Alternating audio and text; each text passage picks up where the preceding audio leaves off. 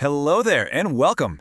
In this explainer, we're going to be talking about a condition that affects millions of us right here in the UK. Chronic Obstructive Pulmonary Disease, or COPD for short. We'll break down exactly what it is, how it's managed, and all the amazing support that's available. So let's get started. It often starts with something you might just brush off. Maybe you find yourself getting a bit puffed out climbing the stairs, or you're getting winded just carrying the shopping in. If that sounds familiar and you've been feeling more breathless than usual, then this is for you. Here's a quick look at what we're going to cover. We'll start with the basics of what COPD actually is. Then we'll move on to how you get a diagnosis through the NHS. After that, we'll dive into treatments, what you can do yourself, and finally, where to find support. Right then. First up, so what exactly is this condition that we hear so much about? Okay, so COPD is really an umbrella term for a few different lung conditions. Chronic just means it's a long-term thing. Obstructive means your airways get narrower, making it harder to breathe. And pulmonary, well, that just means it's to do with your lungs. The two big ones you'll hear about are emphysema and chronic bronchitis. I love this analogy. It makes it so much easier to understand. Imagine a brand new balloon. It's really springy and elastic, right? That's a bit like a healthy lung.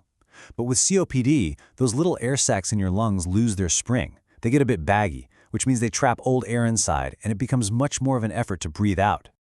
And this is a huge deal here in the UK. While 1.2 million people have been officially diagnosed, the experts reckon the real number could be closer to 3 million. That's an incredible number of people who might be struggling with symptoms, maybe putting that breathlessness down to just getting a bit older. So what's behind it? Well, let's be really clear. Smoking is the #1 cause, by a long way. About 9 times out of 10, COPD is linked to smoking. But it's not the only thing. Working for years around certain dusts or fumes, air pollution, and even a rare genetic condition can also play a part. So, that's what it is, but how do you know if you've got it? Let's take a look at the telltale signs and what the journey to getting a diagnosis on the NHS looks like. These are the classic red flags to watch out for. The big one is getting more and more breathless, especially when you're moving about. A chesty cough that just won't go away and brings up phlegm is another key sign, and so is getting lots of chest infections or having a wheeze, particularly in colder weather. If any of this is ringing a bell, it's definitely time for a chat with your GP. The process is actually really straightforward. You just start by telling your doctor about your symptoms. They'll probably ask you about your lifestyle, especially if you've ever smoked. Then, the key step is a simple breathing test called spirometry. It sounds technical, but all you do is blow hard into a little machine. It's totally painless and gives the doctors a really clear picture of how well your lungs are working. Okay, so a diagnosis has been made. What's next? Well, the good news is there are loads of brilliant treatments and support available on the NHS to help you manage the condition and live a really full life. Now, inhalers are usually the first thing people are given, and it's so important to know the difference between the two types. Your blue one is your reliever. Think of it as your rescue inhaler. You use it when you suddenly feel breathless for quick relief. The other one, your preventer, is your day-to-day workhorse. You use it every single day, even when you feel fine, to keep the inflammation down and stop symptoms from flaring up. But treatment is so much more than just inhalers. One of the best things you can be offered is called pulmonary rehabilitation. It's this fantastic NHS course of gentle exercises and education, all tailored just for you, that makes a massive difference to your strength and breathing. Of course, there are also things like steroid tablets or antibiotics for flare-ups, and for more severe cases, things like oxygen at home are an option.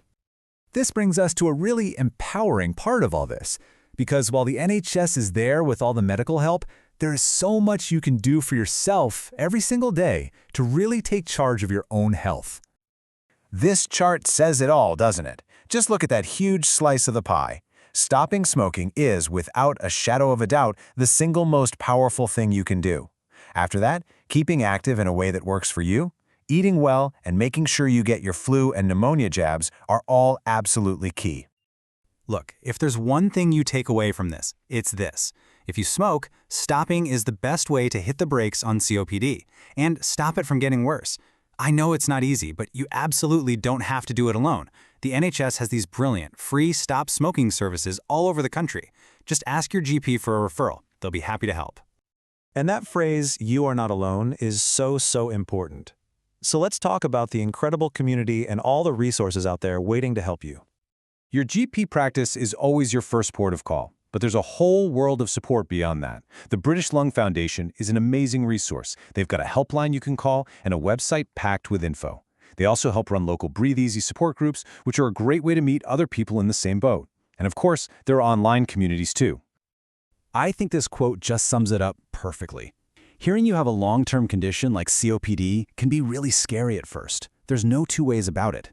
But it's also the beginning of learning a new way forward.